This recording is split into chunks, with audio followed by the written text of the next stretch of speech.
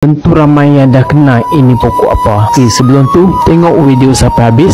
Jom saya terangkan khasiatnya. Pokok senduduk merupakan tumbuhan yang tergolong kumpulan rumpai. Ia merupakan salah satu rumpai yang perlu dibasmi dalam amalan pertanian di ladang ataupun kebun. Terdapat dua jenis pokok senduduk berdasarkan jenis bunganya, iaitu ungu dan putih. Nama saintifiknya Melastoma. Terdapat berbagai manfaat senduduk yang dilaporkan dalam perubatan tradisional masyarakat Melayu, Indonesia, Bangladesh dan India. Senduduk boleh mengubati berbagai penyakit, walau bagaimanapun manfaatnya tidak disokong oleh data klinikal. Daun senduduk ditumbuk dan dijadikan pes lalu ditampar pada luka untuk menghentikan perdarahan. Daun senduduk juga dihiris dan diperah untuk mendapatkan jusnya bagi menghentikan perdarahan. Jus senduduk pula digunakan sebagai diuretik. Daun senduduk boleh dimakan untuk merawat sakit gigi dan sebagai ubat selepas bersalin. Daun senduduk juga digunakan untuk merawat ulcer,